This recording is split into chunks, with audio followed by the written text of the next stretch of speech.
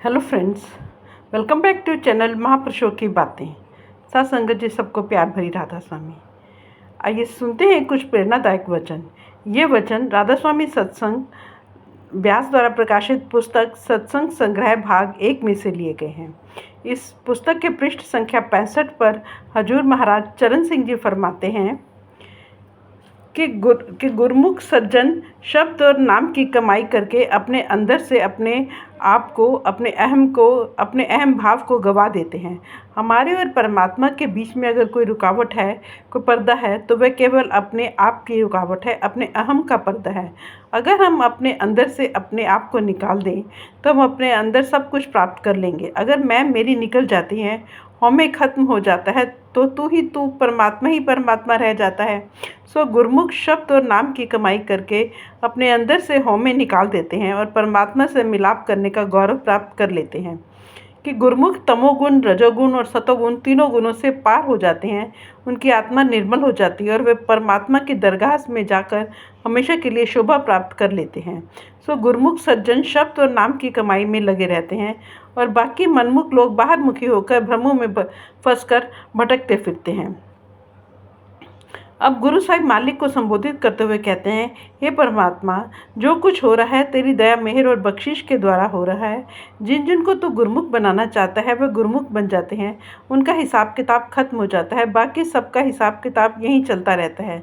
जब तक हम पर परमात्मा की दया, मेहर वह बख्शिश नहीं होती, तब तक कभी हमारा ख्याल मालिक की भक्ति की ओर नहीं जाता।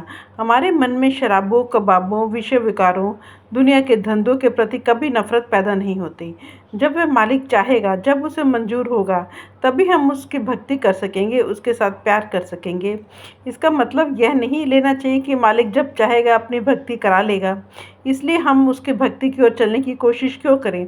हम देखते हैं कि एक भिखारी किस प्रकार हमारे द्वार पर आकर भीख मांगता है, पुकार लगाता है। वह भीख मांगने से पहले हमसे यह तो नहीं पूछता कि अगर मेरी झोली में कुछ डालोगे तो मैं पुकार करूं, नहीं तो अपना वक्त क्यों बर्बाद करूं। उसका काम तो है भीख मांगना, दीन होकर पुकार करना। यह घरवाले के हाथ में है कि वह जो चाहे उसकी झोली में डाल दे, जब चाहे उसकी झोली भर दे। हम सब दुनिया के जीव उस मालिक के मंगते हैं, भिखारी हैं, उसके दर के कुत्ते हैं, और वह परमात्मा के हाथ में है कि जब चाहे हम पर दया कर दे, मेहर और बख्शिश कर दे। यह नहीं हो सकता कि हम परमात्मा की भक्ति करें और वे हम पर दया ना करें, परंतु हम उस परमात्मा की भक्ति करने की कोशिश ही नहीं करते। अगर उसकी भक्ति करते भी हैं तो दुनिया के शक्लों के लिए करते हैं, दुनिया के पदार्थों के लिए करते हैं, धन दौलत के लिए करते हैं। उसकी भक्ति उससे मिलने के लिए नहीं करते। अगर हम परमात्मा से केवल परमात्मा को ही मांगते हैं तो कोई वजह नहीं कि वह हम पर दया मेहर ना करे, बख्शिश ना करे। हम तो परमात्मा की भक्ति अपनी इच्छाओं को पूरी करवाने के लिए करते हैं। कभी सोचते नहीं कि हमारे अंदर ये कामनाएं, ये इच्छाएं कौन पैदा करता है। हमारा मन करता है, और इन इच्छाओं को पूरा हम किससे कराना चाहते हैं? परमात्मा से करवाना चाहते हैं। अपने मन को नहीं समझाते कि तो परमात्मा की इच्छा में, परमात्मा की मौज में है, बल्कि परमात्मा को समझाने चले हैं कि तुम्हारे मन की इच्छा में चल। हम मन को परमात्मा से भी बड़ा समझे बैठे हैं। महात्मा समझाते हैं कि हमें हमेशा मालिक की मौज में रहना चाहिए, उसके भाने में रहना चाहिए। जिस भी हालत में मालिक रखे, उसकी हालत में रहकर उसकी भक्ति करनी चाहिए, नाम की कमाई करनी चाहिए। अगर वह राज देता है तो भी हमें उसका गुणगान करना चाहिए। अगर दर दर की ठोकरें खानी पड़े तो भी हमें उस मालिक का आसरा नहीं छोड़ना चाहिए। जिस प्रकार जहाज के कौवे को जहाज के सिवाय और कोई ठिकाना नहीं होता, वह चाहे जितनी उड़ानें भर ले, उसे वापस जहाज पर ही आना पड़ता है। इसी प्रकार हम जितना मर्जी बाहर दौड़ते फिरें, पर उस मालिक के सिवाय हमारा और कौन सा ठिकाना हो सकता है। सो गुरु साहिब मालिक को ही मुख्य रखते हैं। उस परमात्मा से हमें जो कुछ भी मिलना है, उसके दया, मेहर और बख्शिश से मिलना है। हे परमात्मा, हमारा मरना और जन्म लेना सब तेरे हाथ में है। जिन पर तू बख्शिश करता है उन्हें तू सच्ची बड़ाई प्रदान कर देता है, अर्थात उन्हें अपने साथ मिला लेता है।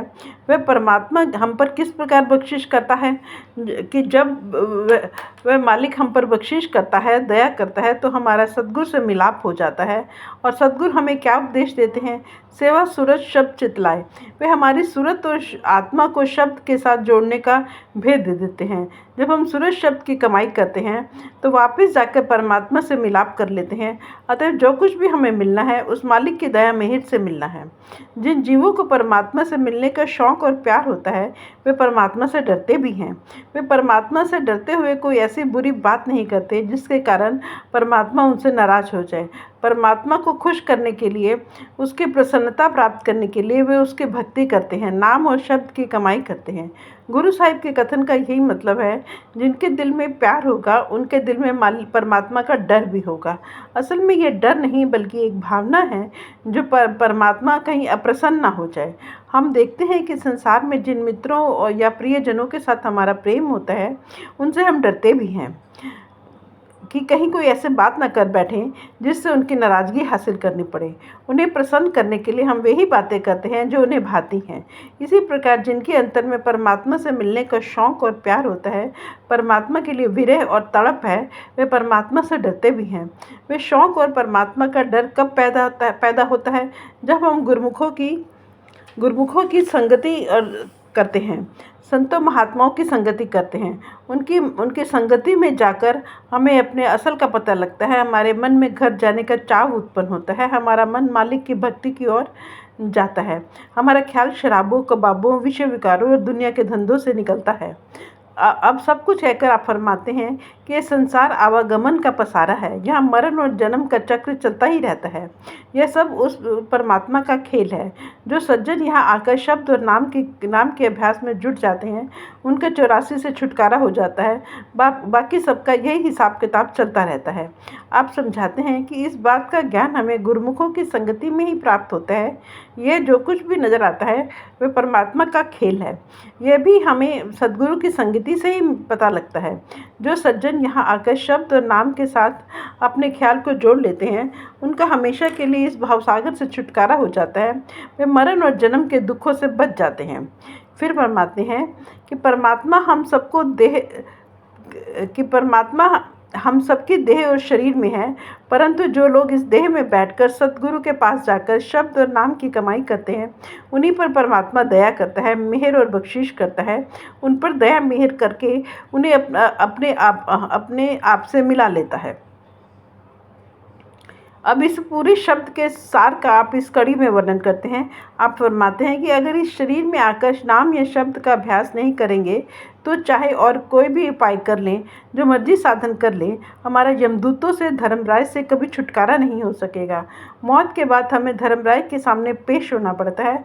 हमारे कर्मों के अनुसार, हमारी कामनाओं और हमारी तृष्णाओं के अनुसार जहाँ भी धर्मराज उचित समझता है वहीं हमें जन्म लेना पड़ता है। एक देह से हमारा छुटकारा नहीं होता, दूसरी देह का कलबूत हमारे लिए पहले ही तैयार खड़ा होता है। उसमें जाते ही मौत आंखों के आगे आकर खड़ी हो जाती है। 10 नंबरी के समान हथकड़ी लगी रहती है। मरण और जन्म के दुखों में हमेशा ही फंसे रहते हैं। अगर यमदूतों से बचना है तो गुरु साहिब कहते हैं नाम की कमाई करनी चाहिए, शब्द का अभ्यास करना चाहिए। नाम की कमाई करने वाले के नज़दीक ना तो यमदूत आते हैं, ना ही धर्मराय आ सकता है, बल्कि स्वयं सतगुरु आते हैं और हमें लेकर सीधे सचखंड चले जाते हैं। सो गुरु साहिब प्यार के साथ समझाते हैं कि जो कुछ भी मिलेगा वह केवल शब्द और नाम के अभ्यास के द्वारा ही मिलेगा। शब्द और नाम की कमाई को छोड़कर जो मर्जी साधन कर लो, ना तो अंदर से अज्ञानता का अंधकार दूर होगा, ना परमात्मा से मिलाप होगा और ना ही 84 से छुटकारा होगा। लेकिन ये शब्द और नाम की दौलत किन्हें मिलती है? जिन पर हरि कृपाधारी, जिन पर परमात्मा की कृपा हो जाती है, दया, मेहर और बख्शिश हो जाती है। सब कुछ कहकर गुरु साहिब फिर परमात्मा को मुख्य रखते हैं कि जो कुछ भी हमें मिलेगा परमात्मा की दया मेहर के द्वारा ही मिलेगा। अगर मुक्ति का कोई साधन है तो वह शब्द और नाम का अभ्यास है। नाम के अभ्यास का तरीका हमें केवल सद्गुरु से प्राप्त हो सकता है और सच्चे सद्गुरु से हमारा मिलाप तभी हो सकता है जब उस परमात्मा की दया, मेहर और बख्शिश हो। अतएव हमें भी चाहिए गुरु साहिब के उपदेश से फ़ायदा उठाकर नाम की कमाई करें, अपने अंदर जाकर नाम और शब्द से जुड़ें। Thank you.